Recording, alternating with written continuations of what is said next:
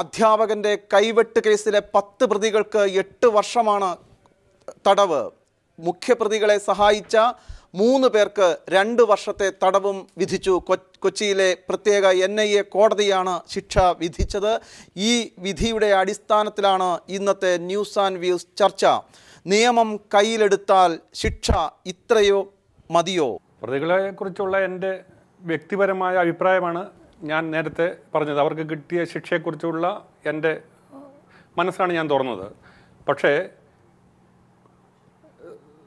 രാഷ്ട്രവും പ്രതികളും തമ്മിലുള്ള ഈ കേസിൽ ഞാനൊരു ഇര മാത്രമായിരുന്നു.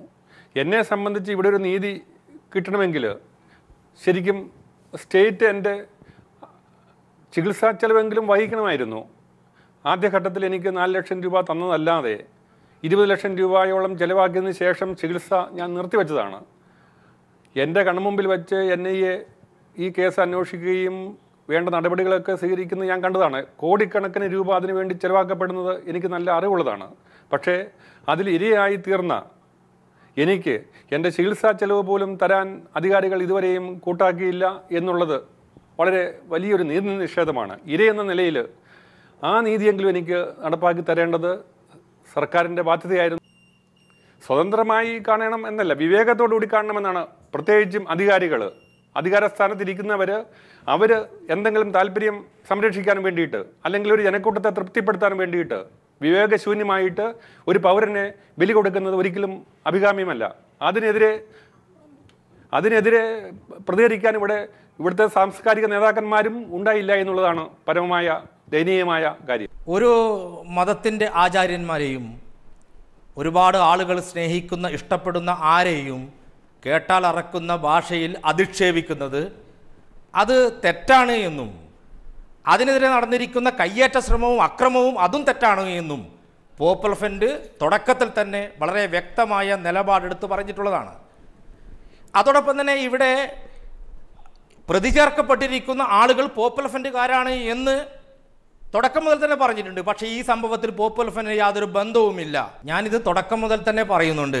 ബാസുരേന്ദ്ര ബാബു സാർ പറഞ്ഞിരിക്കുന്ന ഭാഗത്തേക്ക് തന്നെ നമുക്ക് സംസാരം തിരിക്കാവുന്നതാണ്. മാന്യമായ ഭാഷയിൽ ആളുകൾക്ക് സ്പഷ്ടമാകുന്ന ഭാഷയിൽ സംസാരിക്കുന്നതിനെ ഞങ്ങൾ എതിർത്തിട്ടില്ല. മതപരമായ വിമർശനത്തെ ഞങ്ങൾ എതിർത്തിട്ടില്ല. ഒരു മാതൃകയാവേണ്ട അധ്യാപകൻ ഒരു മതസംസ്കാരത്തെ വ്രണപ്പെടുത്തുന്ന രീതിയിൽ സംസാരിച്ചപ്പോൾ അത് തെറ്റാണ്. ഈ രാജ്യത്ത് അത് തെറ്റാണ്. അത് വർഗീയപരമായ ധ്രുവീകരണമാണ് ഉണ്ടാക്കുക എന്നുള്ളതാണ് ഞങ്ങൾ പറഞ്ഞിട്ടുള്ളത്.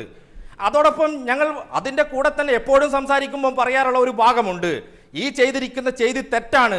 ഇതിലെ ചോദ്യം വളരെ വ്യക്തമാണ്. ഇതിൻ്റെ ഉത്തരം പോപ്പുലർ ഫ്രണ്ട് ഓഫ് ഇന്ത്യയുടെ വക്താക്കൾ കൃത്യമായി നിങ്ങളുടെ മുമ്പിൽ അവതരിപ്പിക്കപ്പെട്ട് കഴിഞ്ഞിട്ടുള്ളതാണ്. വീണ്ടും വീണ്ടും ഇത് ഈ ചോദ്യവും ഈ ഉത്തരവും ആവർത്തിക്കപ്പെടേണ്ടത് വളരെ ദൗർഭാഗ്യകരമാണ്. ഞങ്ങൾ വളരെ കൃത്യമായി പറയുകയാണ്, ഇത്തരം സംഭവങ്ങൾ ഈ രാജ്യത്ത് ഉണ്ടാവാൻ പാടില്ല. അതൊന്നും ഈ രാജ്യത്തെ വർഗീയപരമായ ധ്രുവീകരണം ഉണ്ടാക്കാൻ പോകുന്ന ഒന്നും ഈ രാജ്യത്ത് ഉണ്ടാവാൻ പാടില്ല. ഏജൻസിയെ നമ്മൾ എന്തിനെങ്കിലും പോറ്റണം. കാരണം ഇതുപോലെ വളരെ സെൻസേഷണലായിട്ടുള്ളൊരു കേസ് പോലും അന്വേഷിച്ചിട്ട് ഇപ്പം അവർ പറയുന്നത് ശിക്ഷ കുറവായിപ്പോയി. ആരെ NIA പോലീസ് പറയുന്നത് ശിക്ഷ കുറവായിപ്പോയി. പിന്നെ ഇവരെന്തായിരുന്നു ചെയ്തുകൊണ്ടിരുന്നത്? അതുകൊണ്ട് പോലീസിന് ഇത് കിട്ടിയെന്ന് അവർ പറഞ്ഞില്ല. ഈ വക്കീൽ അദ്ദേഹം ശരിയായ വിധത്തിൽ കേസ് പ്രസൻറ്റ് ചെയ്തില്ലെന്ന് പറഞ്ഞു. ജഡ്ജിയെ സംബന്ധിച്ച ജഡ്ജിക്ക് ഇതൊരു വലിയൊരു ഇഷ്യൂ ആയിട്ട് പോലും തോന്നിയില്ല. അതുകൊണ്ട് അദ്ദേഹം അത് വളരെ ലൈറ്റായിട്ട് ഞങ്ങൾ കൈകാര്യം ചെയ്തു എന്നാണ് ഞാൻ മനസ്സിലാക്കുന്നത്. ആദ്യം ചെയ്ത തെറ്റ്, കുറേ കുട്ടികൾ തെറ്റ് ചെയ്തു, അവരോട് നമുക്ക് തൽക്കാലം കേസിലെപ്പെടുത്തി നമുക്ക് നിർത്താം എന്നല്ലാതെ സമൂഹം ഈ പോപ്പുലർ ഫ്രണ്ടോ അല്ലെങ്കിൽ അവരിപ്പോൾ തള്ളിക്കളഞ്ഞിരിക്കുകയാണ്. ആ നിലയ്ക്ക് തീവ്രവാദ സംഘടനകൾ ആഗ്രഹിച്ചത് മാതിരി ഒരു തുടർ പ്രവൃത്തിയും അതിനുശേഷം ഉണ്ടായില്ല. ഏതെങ്കിലും പ്രവാചകനെ ഈ സംഭവം രക്ഷിച്ചുവെന്ന് ഒരു മലയാളിയും ഇസ്ലാമായ ഒരു മലയാളി പോലും വിശ്വസിക്കുന്നുമില്ല.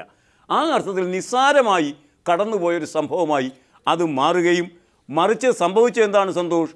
ഇപ്പോൾ കാണുക TJ ജോസഫ്, അധ്യാപകനായ അദ്ദേഹം പറയുന്നത്, ഞാൻ എന്നേ അവർക്ക് മാപ്പ് കൊടുത്തു കഴിഞ്ഞിരിക്കുന്നു എന്ന് പറഞ്ഞാൽ കൈവെട്ടാൻ പോയ ഇസ്ലാമികളെന്ന് അവകാശപ്പെടുന്നതിനേക്കാൾ എത്രയോ വലിയ പ്രവാചക സ്നേഹവും പ്രവാചക പിന്തുണയും ആർജിക്കുന്നത് TJ ജോസഫാണ്. പ്രവാചകനെ പോലെ ചിന്തിച്ചത് അദ്ദേഹമാണ് എന്നിടത്തേക്ക് എത്തുമ്പോൾ എത്രത്തോളം ഹീനമായ നിലയ്ക്ക് തരം താണിരിക്കുന്നു ഈ ഹീനപ്രവൃത്തി ചെയ്ത ഈ ആളുകൾ. വിശുദ്ധരൊന്നുമല്ലല്ലോ, നിലപാട് അർത്ഥത്തിലേക്ക് അതപ്പതിച്ചിരിക്കുന്നു. കോടതിയും അങ്ങനെയാണ്.